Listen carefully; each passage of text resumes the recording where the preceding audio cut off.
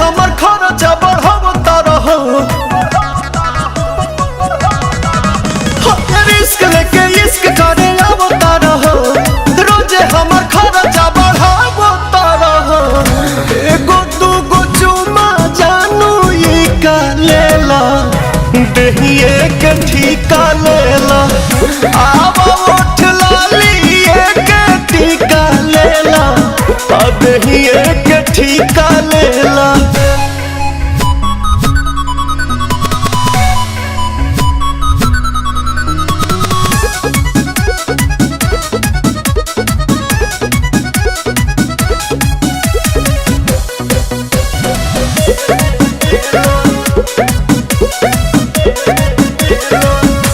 Wholesale लेता तना खुला कराइती, सझे भोर दूधावे के कुला कराइती। होलसेल लेता तना खुला कराइती, सझे भोर दूधावे के कुला कराइती।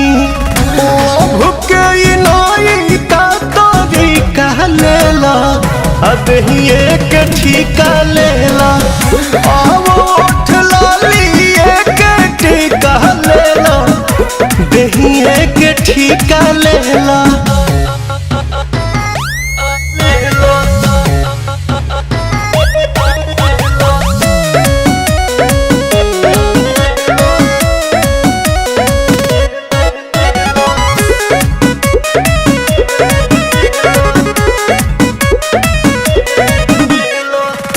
तोहरो न टेंशन रही रोज आए जाए के, रोशन विश्वास कमी होई न खाए के।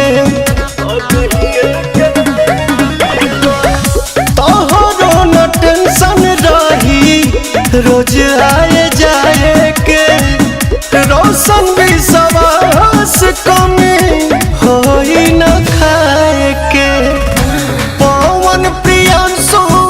सलीका लेला, देहिए के ठीका लेला, अब उठ लाली के ठीका लेला, देहिए के ठीका लेला।